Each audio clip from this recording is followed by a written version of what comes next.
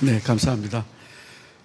이제부터 토론을 바로 본격적으로 진행해 보겠습니다. 첫 순서는 기조 강연으로 내 손 안에 공공 디자인이라는 제목으로 김수정 서울대학교 교수님을 모시도록 하겠습니다. 모두 큰 박수 부탁드립니다. 네, 안녕하세요. 소개받은 김수정입니다. 저는 오늘 20분 정도 발표를 하도록 하겠습니다. 내 손 안에 공공 디자인이라는 주제로 말씀드리겠습니다. 네, 제가 지난 4월인가요? 그 디자인 위크 행사가 있어가지고 오랜만에 이태리에 갔었는데요. 유럽에 저희가 출장 가게 되면은 항상 이제 공항에서 내리면서부터 이제 받는 느낌이 있습니다. 그날도 제가 행사장 한번 가보느라고 지하철역에 내려왔는데 딱 내려오는 순간 아, 내가 이태리에 왔구나 이런 생각이 딱 느껴지더라고요. 뭐 이렇게 소재라던가 지하철 역사에 있는 컬러라던가 사인 같은 것들이 되게 뭔가 느낌이 다르고 또 색채라던가 이런 기물 또 시각장애인들을 위한 여러 가지 배려 같은 것들이 전혀 이렇게 위치라든지 이런 것들이 굉장히 잘 돼 있다라는 느낌을 받았었거든요. 근데 나중에 이제 뮤지엄에 가서 봤더니 이 공공공간에 대한 플랜이 1964년에 만들어진 거더라고요. 그래서 보면은 이제 당시에 그 소재 같은 것도 천연 대리석에서부터 그 플라스틱 소재, 그다음에 밴딩 기술로 이렇게 구부린 철봉이라든지 이런 것들을 통해서 최적의 그 공공 공간을 만들었던 계획들을 보면서 이게 60년 동안 계속 그 공간을 변함없이 유지해왔다는 게 좀 놀랍기도 하고 부럽기도 했었습니다. 오늘 제 발표는 세 가지로 소제목으로 구분했습니다. 첫 번째는 공공성에 대한 조금 인문학적인 해석도 해보고, 두 번째는 그 중에서도 공공 디자인은 그 중에서 우리 국가 발행 신분증은 어떤 위치를 차지하고 있는지, 그리고 마지막으로 그 하나의 사례로서 저희 팀에서 디자인했었던 여권 디자인을 소개해드리도록 하겠습니다. 네, 첫 번째 공공성의 의미와 신분증 디자인에 대해서 말씀드리겠습니다. 저희가 보통 공공성이라는 말은 되게 익숙한 말입니다. 그러니까 뭐 공통의 관심사와 그다음에 이익을 위해서 모든 구성원들이 함께 노력해서 그 경험하고 평가되는 것이라고 간단하게 말할 수 있겠습니다. 공공성에 대해서는 여러 학문 분야에서도 다양한 해석을 하고 있는데요. 우선 공공이라는 말은 저희가 쉽게 사회학적 용어로 받아들이게 됩니다. 근데 그 밖에도 법의 효력이 미치는, 법학에서는 이제 법의 효력이 미치는 영역으로서 얘기를 하기도 하고, 또 경제학에서는 그 재화의 구분으로서 사유재와 구분되는 공공재에 대한 얘기를 하기도 하고, 또 행정학에서는 그 절차상의 공공성이라던가, 또 역사학에서는 우리가 근대 사회, 근대 시대 이후에 사회 시민사회가 되는 과정에서 대두됐던 중요한 개념으로서의 공공성을 얘기하기도 하고, 또 최근에는 저희가 공공 디자인이라는 용어가 굉장히 익숙합니다. 조금 더 그 일반 국민들과 이렇게 접점해서 아주 가깝게 다가오는 부분이기 때문에 공공 디자인에 대한 관심이 높지 않나 이런 생각도 드는데요. 그 중에서 몇 가지만 조금 더 자세히 한번 살펴보도록 하겠습니다. 사회학에서의 공공이라는 영역은 사실은 그 국가라는 공적 영역과 개인이라는 사적 영역의 매개 공간으로서 많이 해석을 하고 있습니다. 그래서 그 공간을 통해서 사실 그 요르덴 하버마스 같은 경우는 그 공공 공간의 특징으로서 이것이 문화적, 예술적 매개 역할을 함으로 해서 국가의 관심으로 시민들이 이어갈 수 있다라는 식으로 해석을 합니다. 그래서 오늘도 이렇게 여기 이 토론회장에서 오면서 보니까 문화역 서울 이렇게 돼 있던데요. 이런 문화적인 매체를 통해서 국가의 공공성에 대해서 관심을 갖게 되는 그런 현상을 말하는 거라고 할 수 있겠습니다.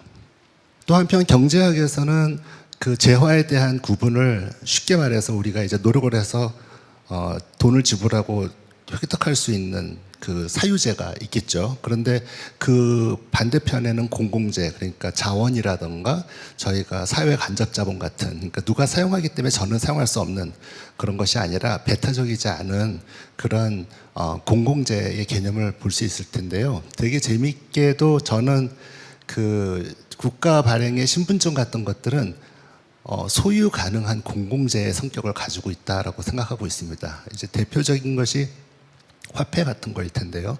아시다시피 화폐는 그 재화의 성격이 공공재입니다. 저희가 훼손해도 안 되고 국가의 재산인 거죠, 어떻게 보면. 그러나 저희는 통화의 유통을 위해서 그거를 소유할 수 있고, 그래서 굉장히 사적인 소유물 같아 보이지만 또 그러면서도 국가의 어떤 그 시스템을 느낄 수 있는 그런 중요한 매개체가 되기도 하는 것이죠. 신분증도 이제 그런 부분의 해석이 가능한데 그런 부분에 대해서는 나중에 좀 특징적인 것들도 알아보도록 하겠습니다. 또 그 밖에 법학에서는 법의 영역이 미치는 그 영역을 공공성이 공적 영역이라고 표현을 하고, 또 국가와 국민이라고 하는 공적인 주체와 공공의 국민, 그리고 그 절차는 공공해야 되고 이유 또한 공공의 목적에 부합되어야 된다라고 해석을 하고 있습니다. 그 여러 가지 이런 것들을 이렇게 살펴봤을 때 저희는 국가 발행 증명서라는 게 상당히 공적 매체의 성격에 부합된다는 걸 알 수 있습니다. 공적인 국가라는 주체가 모든 사람에게 공동의 이익과 그것을 공공공간에서 사용하기 위해서 공적인 절차와 목적을 가지고 행하는 그런 중요한 매개체라는 것을 알 수 있습니다. 이거를 조금 더 살펴보면, 즉 국가가 사실은 행정적인 그 공공행정을 수행하기 위해서 발행하는 신분증이지만, 그러나 그 신분증에는 개인의 정보가 각인되어 있고, 그리고 그것이 위조가 되지 않도록 첨단 기술로 그걸 보호하고 있는 기술이 거기 녹아 있고, 그러면서 그 디자인의 문화적인 퀄리티라던가 또 그 국가의 정체성이 나타나는 그런 그래픽을 통해서 개인에게 그런 신분증의 여러 가지 정보들을 전달을 하게 되죠. 그리고 그 개인은 이제 비로소 발급받은 그 증명서를 통해서 내가 법치국가의 보호를 받고 있다라는 느낌과 함께 의견을 개진할 수 있는 정치적인 참여도 가능해지고, 또 복지 혜택을 받는다거나 또 전산 행정망에 제가 접속을 한다거나 하는 등등의 그 국가의 어떤 신뢰를 바탕으로 하는 모든 행정 서비스에 접근할 수 있는 그런 매개체가 된다라는 것을 은연중에 느끼게 됩니다. 네, 두 번째로 공공 디자인과 국가 발행 신분증에 대해서 말씀드리겠습니다. 조금 더 공공 디자인 측면에서 우리 그 신분증이 어떤 의미를 갖는지 한번 살펴보도록 하겠습니다. 저희가 그 공공 디자인에 대한 관심이 2000년이 넘어가면서 굉장히 크게 확대되어 왔던 것 같습니다. 그 전에 사실 우리 국민들이 많은 해외 여행을 하면서 해외 선진국을 가보고는 제일 많이 느꼈던 거는 어떻게 이 나라는 이렇게 그 호텔 밖을 나가도 이렇게 도시가 아름답고 정비가 잘 되어 있고 모든 디자인적인 수준이 높은가, 이런 걸 많이 느끼면서 우리나라가 이제 그 사유재 중심으로 디자인이 발달되어 왔던 경향이 있지 않습니까? 뭐 모바일 폰이라든가 자동차라든가 뭐 집에 냉장고라든가 세계적인 수준의 가전제품을 쓰던 사람들이 어느 날 이제 내 집 밖의 디자인에 관심을 갖게 된 것이죠. 그러면서 공공 디자인에 관심이 높아진 것과 함께 2010년이 넘어가면서는 가시적인 성과들도 나타나기 시작했습니다. 그래서 이것을 사실 공공 디자인의 여러 가지 항목을 들여다보면 이걸 나눠보면은 이제 좌측을 고정적이고 상단은 큰 것들을 높여보면요, 크게 이제 도로 항만이라든가 교량댐, 뭐 건물, 이런 것들이 저희가 쉽게 이해할 수 있는 공공 디자인 항목들입니다.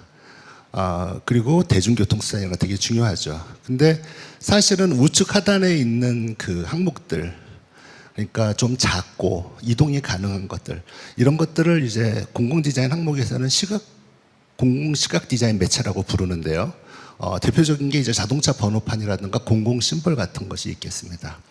이런 것들은 사실 공공 디자인 영역에서 크게 논의되지는 않는 경향이 있는 것 같습니다.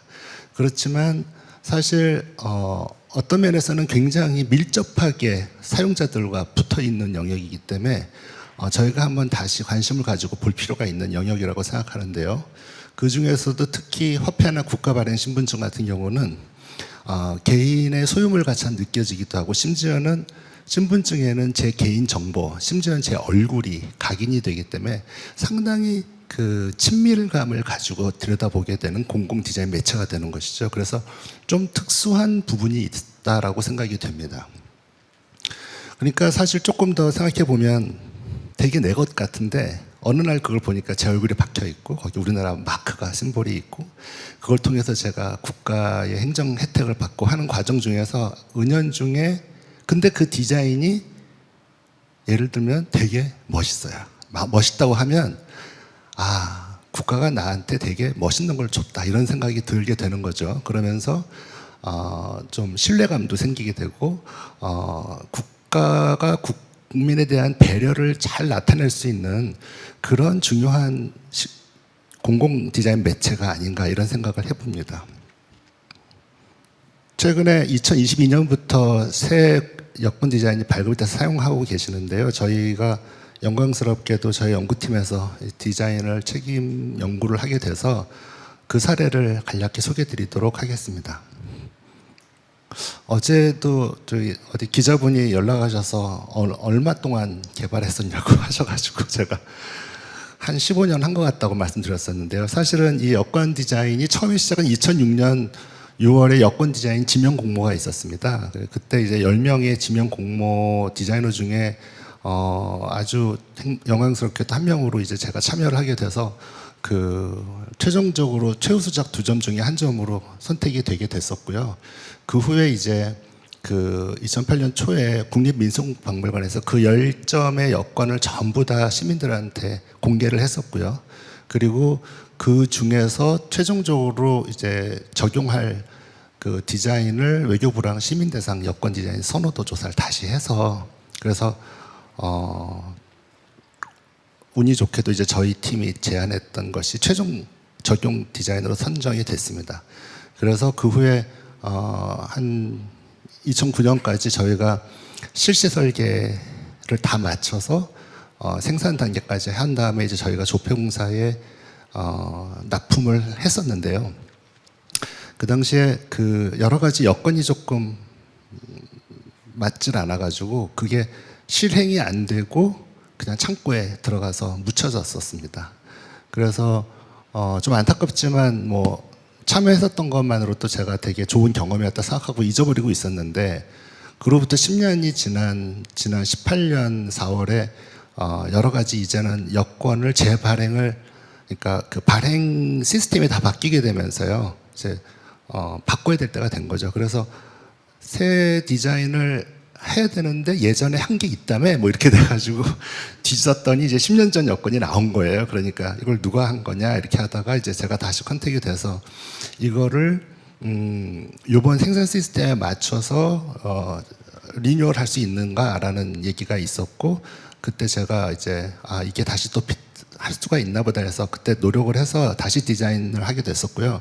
그래서 2018년에 저희가 주로 했던 일은, 첫 번째는 굉장히 여러 자문을 받았습니다. 그래서 거기 이제 유물 소재에 대한 유물 전문가분들한테도 자문을 받고, 또 폰트 저작권 협회라던가 문화예술계의 많은 분들과 자문 회의를 한다거나 또는 개인적인 미팅을 하거나 이런 단계를 거쳐서 자문을 통한 그 최종 디자인안으로 이렇게 결정해가는 과정이 있었고, 또 그 마지막 회의에서 또 여권 표지가 좀 적절치 않다라는 얘기가 있어서 그걸 다시 또 디자인해서 온라인 투표 여론조사를 또 진행을 했었습니다. 2018년 10월에요.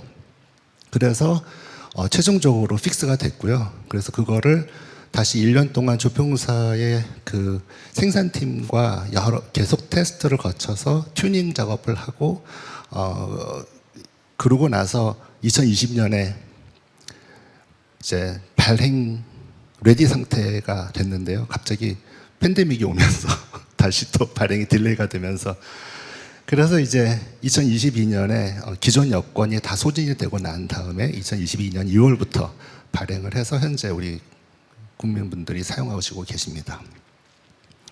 근데 사실은 이 굉장히 제가 과정이 긴 거를 말씀드리려고 했던 건 아니고요. 그냥 이렇게 굉장히 공적인 절차를 밟기 위해서 노력했다라는 얘기를 좀 드리고 싶어서 이 표를 한번 요약해서 말씀드린 거고. 근데 사실 그보다 더 중요한 거는 이 신분증이라든지 화폐라든지 이런 디자인은 사실은 굉장히 민간 디자이너들이 참여하기 어려운 그런 장벽이 있습니다. 그게 왜 그러냐면 성격상 보안 유지가 굉장히 중요하고, 근데 두 번째는 생산 시스템 자체가 일반 디자인과는 좀 다르게 굉장히 특수한 것들이 많이 들어가기 때문에요. 예를 들면 뭐 위조 방지 기술이라든가 또는 그 인쇄의 어떤 기법이라든가 이런 게 조금 난이도가 좀 있는 편이기 때문에 일반 디자이너들이 참여하기 되게 어려운 영역인데도 불구하고 그 당시에 현업에 있는 민간 디자이너들을 이 디자이너로서 참여시킬 수 있는 문을 열어줬다라는 게 되게 큰 의의였다는 생각을 합니다. 근데 그게 그냥 마음만 먹어서 되는 문제가 아니라 그러기 위해서는 그 민간 협동의 그 협의체도 있어야 되고 그걸 또 운영하려면 그 많은 정부 부처 간에 이제 협의가 잘 이루어져야 되고 하는 부분들이 있기 때문에 사실은 굉장히 어려운 일인 걸 알고 시작했던 것 같습니다. 근데 그럼에도 제가 이렇게 같이 일하시면 모습들 보면서 느꼈던 거는 되게 다들 국격에 맞는 여건을 갖고 싶다라는 열망이 다들 높으셨던 것 같아요. 그래서 어느 한 분도 힘들게 하신 분이 안 계셨었거든요. 그래서 그 부분이 되게 인상적이었고 그런 마음이 만든 디자인이 아니었을까 이런 생각을 합니다. 저는 솔직하게 개인적으로 말씀드리면 이렇게 시어머니가 많은 프로젝트가 없었습니다. 국민으로부터 해서 모든 자문위원분들과 정부 각계의 그런 담당자분들에게 다 다른 의견들을 내셨지만 그러나 저는 한 번도 그게 힘들다고 느꼈던 것 같지는 않아요. 왜냐하면 되게 중요한 일이었고 또 그분들이 진짜 열정이 많아서 하셨던 일이기 때문에 그 사이에서 조율하는 일이 좀 되게 고맙고 배움도 많았다고 생각이 듭니다. 네, 그래서 그 여권 디자인 자체에 대한 얘기를 마무리로 드리겠습니다. 이번 새 여권은 제일 큰 특징이 그 사측면에 해당하는 내지에 그 유물들이 페이지마다 다르게 배치되어 있는 것인데요.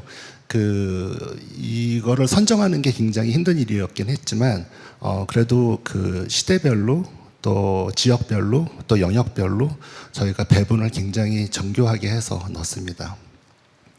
이 아마 겉표지 소재 때문에 지구를 몇 바퀴 돌았는지 모르겠습니다. 그래서 그 세계에서 이 표지를 생산하는 대부분의 우수한 기술력을 가진 회사의 것들을 전부 다 가져와서 계속 형압을 찍어가면서 사실은 저 위에 있는 국장도 여권용으로 저희가 새로 다 디자인한 겁니다. 그러니까 기존의 거는 계속 찍어봤을 때 저 형압의 밀도랑 안 맞아서 그 떡이 진다거나 이게 밸런스가 안 맞는 부분도 있기 때문에 그리고 찍고 다시 웨이트가 저희가 저 대한민국 여권하고 영문 저 부분에 웨이트가 5개가 있어요.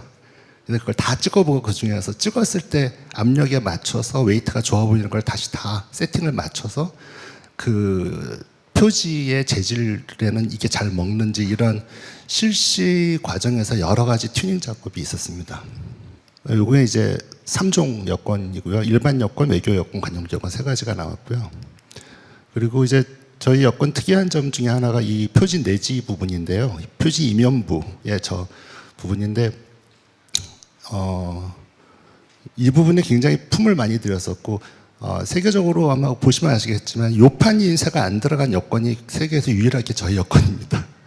그러니까 대부분 요판을 다 넣었는데요. 저희는 저게 그 표지의 그 물성이 이렇게 안으로 번져 들어오는 느낌을 만들고 싶었거든요. 그러니까 무슨 생각을 했었냐면 처음에 이거는 조그만 소책자다 이렇게 생각을 했습니다. 그러니까 사람들이 손에 만지고 있다. 그리고 손으로 질감으로 느낀다. 눈으로만 보는 게 아니라 손으로 만지고 펼쳐서 보고 그리고 자세히 들여다보고 하는 부분이기 때문에 물성적인 것들이 많이 드러나야 된다고 생각했습니다. 그래서 이제 위에 보시는 게 그 표지 이면부 디테일이고요. 그 같이 그 개인 정보면이랑 붙는데 요번에 개인 정보면은 폴리카보네이트 재질로 돼서 굉장히 반짝반짝하고 딱딱하고 저기 투명창 같은 저런 신기술도 들어가 있기 때문에 질감의 그 컨트라스트가 굉장히 강합니다. 그래서 그거를 어떻게 살려서 처음에 딱 폈을 때 굉장히 물성이 풍부하게 느껴질까에 대한 고민이 좀 있었고요. 그래서 사실 이 여권 그 후면부에 저거를 전부 형압으로 엠보싱으로 다 집어넣는 작업을 했는데 사실은 보시는 분들은 전혀 모르세요. 왜냐하면 이게 생산 과정에서 다 눌립니다. 결국엔 그래서 플랫하게 보이는데 저렇게 자세히 보면 조금 패브릭 소재 같은, 그러니까 이것이 천 같아 보이기도 하고 굉장히 질감이 있고, 그다음에 오른쪽에는 또 돌기들이 보이는 쪽으로 해서 저희가 그걸 좀 강조하려고 했었는데, 제가 그 형압을 많이 부탁드렸을 때 조평공사에서 전혀 반대를 안 하셨어요. 제가 해달라는 거 다 해주셔가지고. 그래서 최대한 좀 반영을 해볼 수 있었습니다. 그리고 이 두 개를 붙이는 제본에는 리본이 들어가는데요. 그 리본이 뒤로 이렇게 넘어가면서 그 뒤쪽 페이지에 이렇게 라인하고 틈을 맞춰가지고 그게 이렇게 표면이 떨어져 나오면서 속살이 드러나는 것처럼 패턴이 나오게 하는 그런 연출을 했습니다. 그 내지에는 이렇게 한쪽으로 쭉 우리나라 전통 창틀 문양이 들어가 있고요. 이 창틀은 이렇게 계속 관통하는, 시대를 관통하는 창이라고도 저희가 생각했고, 그리고 이게 우리나라 국민들이 세계를 바라보는 창이라는 의미로도 창틀을 계속 연결되게 했고, 이거를 그 역광으로 보면 이렇게 딱 겹쳐져 보이게 되고요. 그리고 여기에는 이제 그 은선이나 은화가 이제 들어가 있는데요. 위조 방지 요소죠. 그리고 은선에는 이제 우리나라 한글 자모가 드러나 보이도록, 그냥 육안으로 보면 잘 안 보이시고요. 햇빛에 이렇게 비춰보시면 그때 이렇게 드러나서 보이십니다. 종이 사이에 껴놓은 거예요, 저 필름을.